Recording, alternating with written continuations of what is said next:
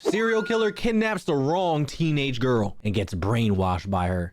You know, like the first time I did it, I couldn't really believe I did it. They've tried to portray me like I was some kind of a creature, right? I was just like everybody else out there. Probably 99.9% of the time, I'm as normal as he is or anybody else is.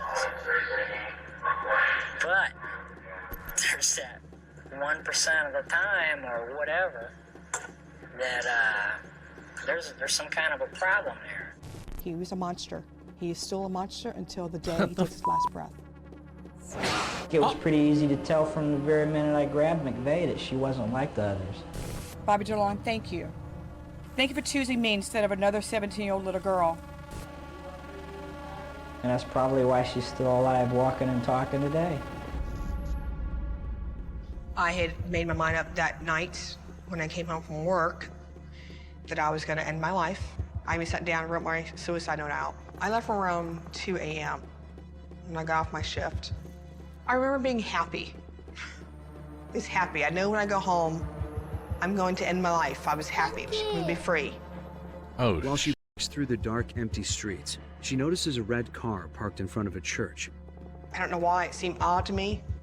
And I just kind of shrugged it off. It's like, God, I'll be okay. so she was about to end her shit? Bro really saved her life. She ignores her instinct, but the driver of the car is hiding behind a parked van. Next thing I was just yanked off my bicycle, horrifically, just so forceful. Knocked the breath out of me. I felt the barrel of a gun to my left temple. I remember him putting a blindfold on my face. I was ordered to take all my clothes off. Oh, nah. He ties me up, ligatures on my wrists, ankles. Throws me in the car, yells at me to keep my eyes shut, and that if I showed him a good time, he was not going to kill me. My grandmother's boyfriend used to put a gun in my head every time he me for 3 years. It was nothing new to me. Lisa does everything the man says. She's threatened with a gun. Then the man starts the car and takes her away. Lisa sitting blindfolded in the passenger seat, her clothes bundled at her feet. Jesus. I had no clue where we're going. This is going to be it. This is going to be it. Rape and death. Next thing, to my surprise, my abductor makes me get dressed. The man removes her bindings from her wrists and her ankles, but keeps her blindfolded. Lisa is taken out of the car and into an apartment building. Once inside, she's thrown onto a bed. Oh, nah. Me. Ah, I'm so sorry. Any way you can imagine. Dude. Very painful. Jesus. Very painful. Yo, they need to chop off. I think, bro, listen, hear me out. If you were to rape anyone, I feel like your dick should get chopped off. And you just gotta walk around with a nub and Just go far away. I would sometimes pretend I was in a field of flowers, a happy place. I would just disconnect from the rest of the world and just become completely numb. Tired of living, just tired of being abused. I didn't see any other way out. I didn't want to live. I remember thinking of my family, my sister, my brothers. What are they gonna do without me? And I kept thinking, I gotta get out of this some way, somehow. I have to get out of this. I had to reach down deep in my soul. I just had a new sense of wanting to survive. I would do whatever it took. She asks to go to the bathroom. He refuses. She insists, claiming she would pee right there in the bed if he denies her to go. He allows her to go in. See, I'm telling you, chat, if you're ever kidnapped, you gotta shit yourself immediately. Ain't like he don't want a pee bed. Imagine a bed. Where she could be alone for a moment. Her plan has worked. I was putting my fingerprints everywhere. The vanity mirror, on the walls. She's smart. Show the police I was fighting, trying to leave my marks, say, hey, listen, I was here. I was one of his victims.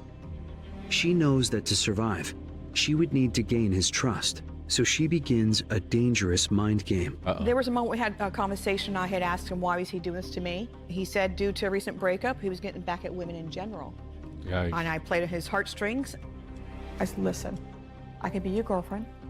We don't have to tell anybody how we met. You seem like a pretty nice guy. I had to show he had control and I respected him. no matter what. One slip, and I would have been dead. And that's when he said, no, I can't keep you. He told me to get some rest, get some sleep. It'll be over in a little while. Around 3:30 a.m., the man takes Lisa out into the car. He drives her off blindfolded again. She starts to see her end is near. Oh, shit. As he put the blindfold on me, I was trying to tighten my jaw so it would be a little loose. Everything that I saw, hear, touch, smell, taste, whatever, I would just store it in my memory bank.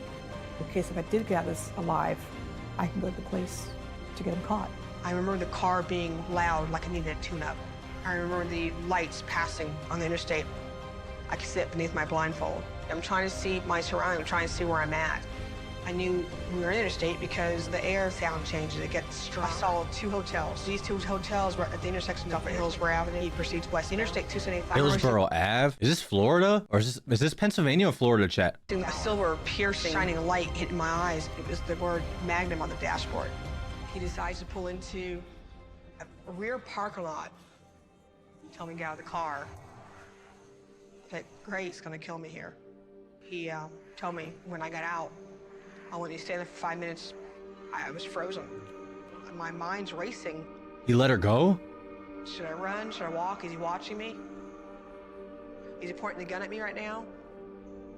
Is he gonna run me over by his car? But he didn't. The man left her there and drove off. No After way. minutes that seemed like an eternity, Lisa finally decides to risk taking off her blindfold. I took my blindfold off, and the first thing I saw was this beautiful oak tree. And I fell to my knees, and I started crying.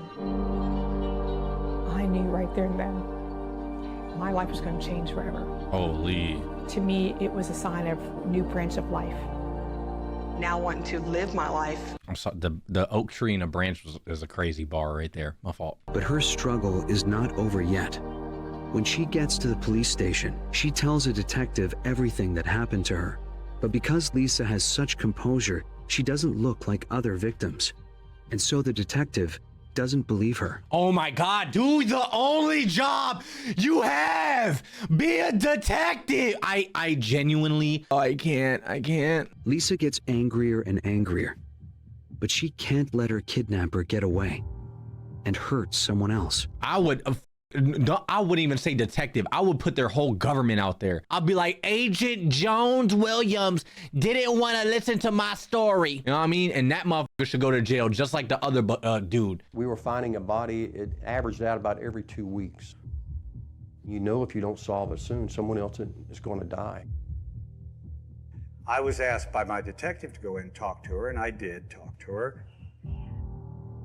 I took my wallet out of my jacket and showed her the picture of my daughter. And I told her, this is my daughter, she's your age. There's nothing I won't do to protect her. And I'm going to protect you. Oh, W. I started crying. When I was describing the details of how my doctor looked through my hands, small mustache, pockmarked face, small ears. I'd never seen a victim of a violent crime like this that had such recall. The breakthrough was the Rhodes girl's description of this car, the catalyst for a 24-hour surveillance of Long. He gave me a photo lineup, 6 pictures. I said, that's your guy. Just take your time. You gotta take your time. I'm telling you, that's your guy. He's the one that abducted me. We were confident we had the right suspect. It was imperative for us to move as quickly as possible. All of a sudden they said, we've got him. Jeez. And they ran out into the parking lot. They handcuffed him, put him in the car, read him his rights. Late this evening, investigating officers from the task force have arrested and charged Robert J. Long, and we have charged him with 9 counts of first-degree murder. Jeez. Bobby Joe Long's arrest came with the help of a young girl, a teenager, who he kidnapped. Now, she got away, and then she helped lead detectives to the serial killer. But how many more would he have killed had it not been for the one victim who escaped him? That is November 4th, crazy. 1984, Chat, people really out here murdering like nothing. Like 9 bodies. Bro caught 9 bodies before he was caught. That is so terrifying. That shit happened on a regular, bro. Chat, be safe. You know what I mean? Make sure to always be able to poop on command. You know what I mean? That's a huge one. Bobby Joe Long released me. I promised myself I would never live as a victim. Bobby Joe Long, thank you. Thank you for choosing me instead of another 17-year-old little girl. Lisa worked for years as a sheriff's deputy. The one that got away is now the protector. I know not on my watch will I let any child get hurt. And if they do, I'm going to be their voice and I'm going to be their advocate. I aspirated myself a long time ago to make it my obligation to be the voices of the women's lives who took too soon. Today, as I stand before God, the victims, and the families of the victims, I vow to carry on and be their voice. In memory and honor of the victims, Artist Swift. Look at her earrings. It's the oak tree, chat. It's the oak tree that she saw when she first took off her blindfold, bro. In memory and honor of the victims, Artist Wick, Lana Long, Michelle Denise Sims, Chanel Williams, Elizabeth Loudenbach, Karen Disfriend, Vicki Elliott, Kimberly Hops, Virginia Johnson, and Kimberly Swan. I didn't want to take the abuse I went through and carry it on in my life. I deserved to treat myself better than that. I deserved it. Once I broke those chains and that bondage I was in, I was able to see that I can make something, take something negative, all the negativity in my life, and turn it something positive. That's so awesome. And grow from that. And each and every day, still today, I grow. To me, it's a lifetime journey of healing. And it's just phenomenal. What a strong individual, bro. To the fullest. I had a second chance. And I'm going to use it wisely. What a strong individual. She came home. She wanted to boom herself, bro. She didn't want to live no more. Got kidnapped. Brainwashed the kidnapper, bro, to let her go. Locked him up and then became a cop. That is crazy, bro. Holy shit. That story is wild. Super strong.